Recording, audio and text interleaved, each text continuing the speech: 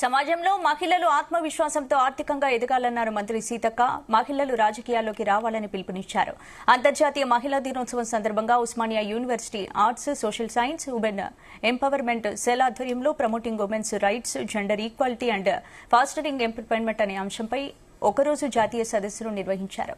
ఇక ఈ సదస్సుకు ముఖ్య అతిథిగా హాజరయ్యారు మంత్రి సీతక్క. యువత రాజకీయాల్లోకి వస్తే ప్రజలకు మంచి చేసే పాలసీలు తీసుకొస్తారని తెలిపారు.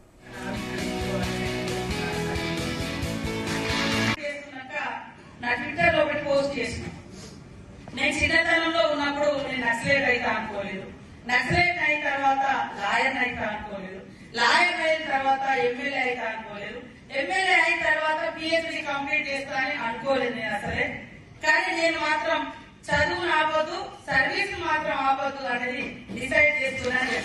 వాళ్ళు అది చాలా గొప్పగా ట్రాన్స్లేషన్ చేసి చెప్పడం జరిగింది.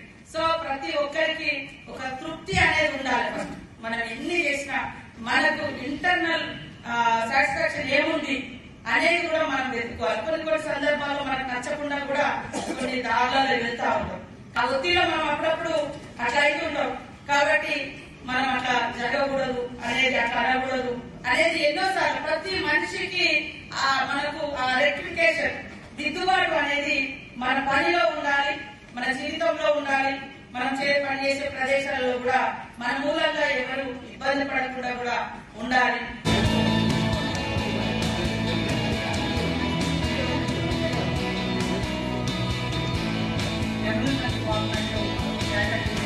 గవర్నమెంట్